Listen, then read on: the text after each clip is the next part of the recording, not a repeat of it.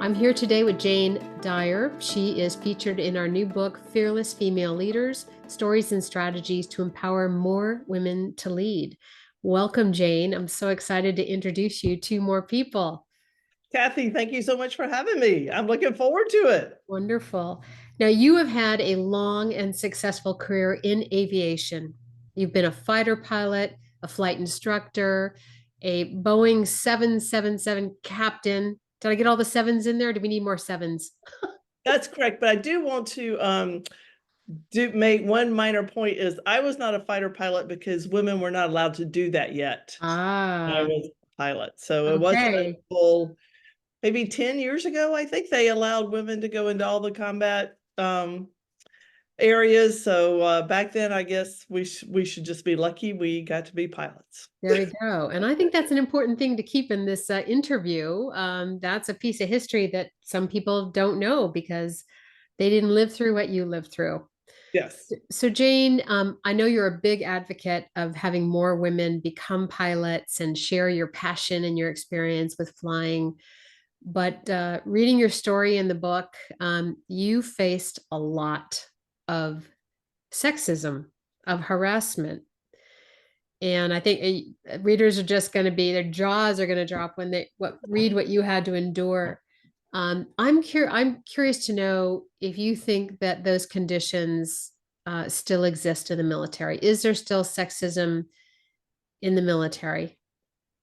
I obviously am not there, but from what I perceive, if it's allowed to grow, it's there. If there are commanders who don't allow it, then it's not there. It's just it comes from the top. And, if we had all the power and somebody gave us free reign, then, people are going to take the power they're given and not held, if they're not held accountable, they're not going to change. Interesting. So it comes down to the leader, the commander, whether it's military or civilian. Are we allowing these things that are not in our vision statement, not in our value statement, but they exist in the everyday workplace to persist and fester? What advice would you give to young women who are interested in going into the military and starting their careers uh, in the military? I would like to think that there's a lane where you could go in, do your job, be a professional, be recognized for your contributions, be accepted, be given equal opportunity and equal opportunity for advancement. I would imagine that, like most places, if you can find a mentor or somebody ahead of you who has figured out how to go through that path and come out on the other end, that certainly will help you in your trying to find your way. The thing with me and my friends and other female pilots at the time is there was nobody. No mentors. Yes, so I think that would certainly help to navigate that path. And I'd like to believe that there are men today who, I'd like to think at least half of them would like to see everybody do their best and move forward, because we need the best of the best, We do. We do need the regardless best. of their gender or their race or anything. We need the best of the best.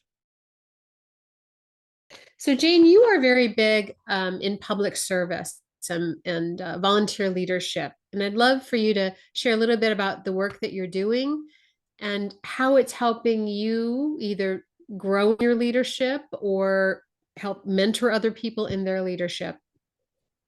As you know, I'm very involved in Rotary. I was asked to serve and served as president of our Rotary Club, which I loved during COVID, which was even more interesting. But even then, the lesson of, to me, always being a good leader is one, I would never ask people to do something that I'm not willing to do. And I still stand by that. I think that is very important in building the trust and the rapport of people you're leading. And also, I think it's common amongst everybody, but women especially, and I live with it all the time. Am I good enough? Am I doing it right? How are they criticizing? How are they critiquing? Am I passing muster? Well, I keep telling myself this over and over is all you can do is the best you can do and put that out there and be sincere.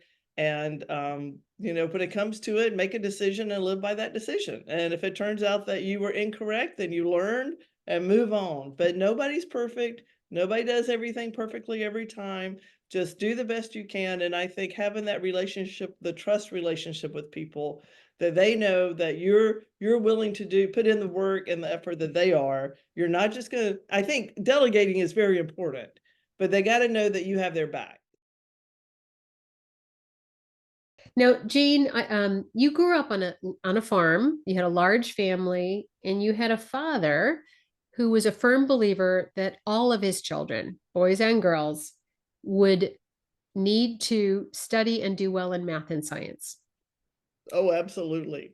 and that all the children were qualified or would be put to test on all different chores, like climbing tall trees, like you did. Yes. Um, I'm wondering how that early influence, how those influences shaped you into being the fearless leader that you are. Well, it's interesting because I'm a math and science person. So chemistry and physics, maybe calculus, okay, but not as, but I saw it, I got it. And had my dad not said, you'll attempt this, then you would never have the realization that, I could never write a book like a gifted person like you, but this was something that I could do. And it was a gift that I could do. And it didn't matter that I was a female or a male, I could do it. And even though people may think that probably because you're a female, a high school, girl, that you couldn't do it, but you have proven that you can. So I think that was fundamental in the self-assurance of there's a lot of people who think I can't do this, but I look around and look at some people, other people who are doing it, and by golly, if they can do it, I can do it.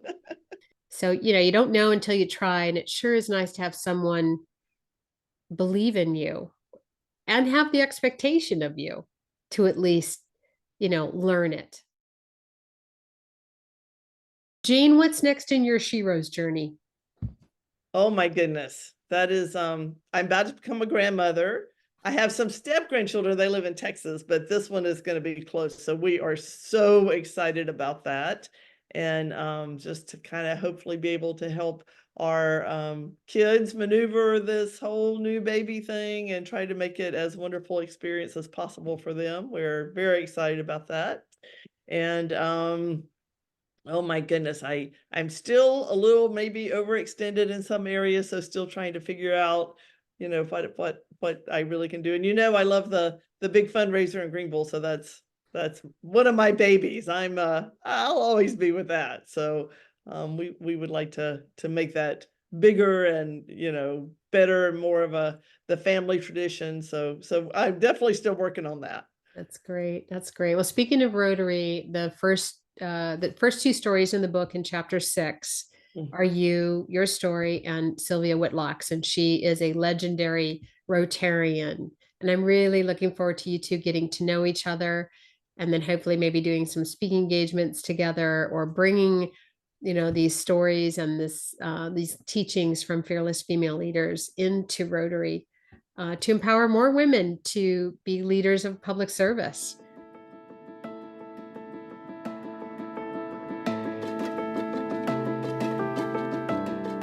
Get your copy today and join us in this empowering movement to redefine leadership and unlock the limitless potential in all of us.